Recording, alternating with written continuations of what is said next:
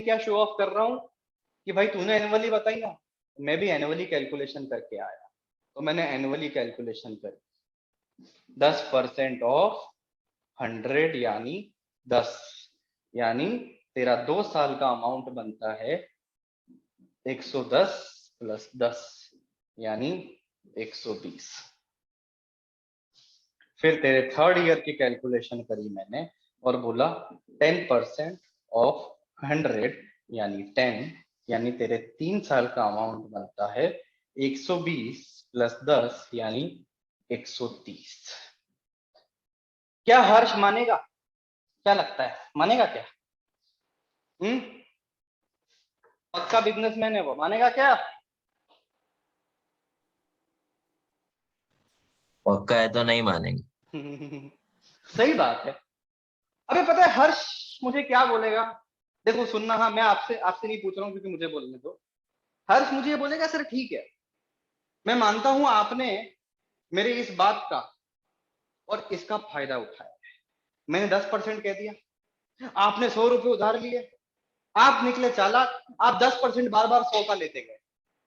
अब आप मुझे अपनी बातों में ऐसे ही फंसाओगे कि लिए 100 थे ना, तूने 10% बोला था ना, चल 10% 100 का रख अपनी जेब में, एनुअली ये हर साल का रख, एनुअली ये हर साल का रख।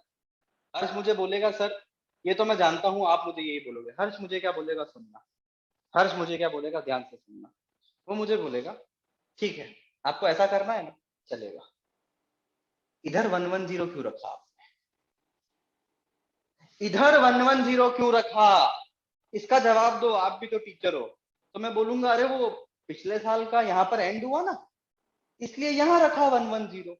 तो वो मुझे बोलेगा फिर जब यहां रखा तो यहां क्यों नहीं रखा। Exactly that was the logic which was defined, कि अगर आप हर साल का इंटरेस्ट सेम कर देते हैं तो आप कैरिंग अमाउंट में कैरिंग इंटरेस्ट क्यों जोड़ते हो। आपने यहां 110 में ये 10 जोड़ा, पर यहाँ पे तो 110 है ही नहीं। इधर भी 110 होता तो इधर का 110 जस्टिफाइड होता। ये मुझे मैथ्स के ऊपर छेड़ रहा है, और एग्जैक्टली जब ये बोलेगा तो मैं भी गिव अप करूंगा कि हाँ मैथ्स तो यही कहती है, अगर यहाँ 110 का है तो यहाँ भी 110 होना चाहिए, और यहाँ 100 रखने का तो कोई वजूद ही नहीं है। जैसे 100 रखूंगा ना फिर पूरा आइडिया फ्लॉप हो जाएगा। बट मुझे ऐसा लगता है कि ये बहुत सिंपल हुआ, ये बहुत सिंपल हुआ। इसके अंदर क्या हुआ, interest per year is equal to R% of P, which is 10% of 100, which is 10. That is why interest for 3 years is equal to 3 into 10, क्योंकि हर साल सेम है ना, हर साल सेम है ना, तो 10 था उसको 3 से मल्टीप्लाई कर दिया, and that is why amount for 3 years is equal to 100 plus 30 which is 130। Exactly ये जो आया। तो अगर इतनी कैलकुलेशन ना भी करूं तो इतनी कैलकुलेशन का ये मतलब निकलता है, अग्री करते हो, कि 1 साल का इंटरेस्ट निकालो फिर जितने साल है उससे मल्टीप्लाई कर दो, बात खत्म। अग्री, यस और no? Yes sir. Yes sir. तो मेरा एक बात बताओ, राजवी बताएगी मेरे को, राजवी। Yes sir. राजवी इस हिसाब से अगर मैं बोलूं 1 साल का इंटरेस्ट 20 रुपया, तो 3 साल का? 1 साल का 20 तो 3 का 60। अच्छा राजवी अगर मैं ऐसा बोलूं 10 साल का इंटरेस्ट 2000 रुपया, तो 1 साल का? 200।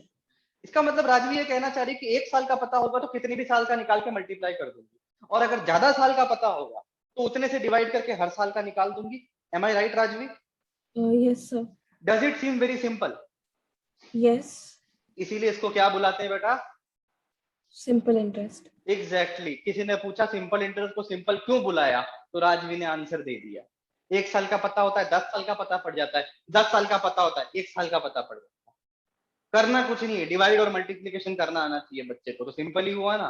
अब बोर्ड मास में डी और एम तो आता ही होगा सबको, इसलिए इसको बोला सिंपल इंटरेस्ट। हालांकि इसी सिंपल इंटरेस्ट के हम इस तरीके से फॉर्मूले तो पढ़ते ही थे। बोलो, simple interest equal to P RT RT upon. तो यार वही तो बोला है मैंने, simple interest is equal to P R T by 100।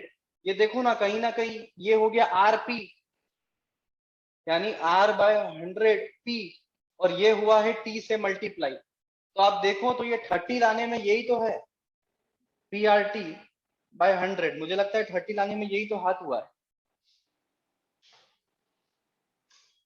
रटो मत, उसको ऐसे समझो कि हर साल इंटरेस्ट सेम होता है। कोई डाउट? नहीं होगा, इतना सिंपल है, क्यों डाउट होगा। मैं ये मिटा रहा हूं, अगर किसी ने नहीं लिखा हो तो प्लीज इसे रोकना।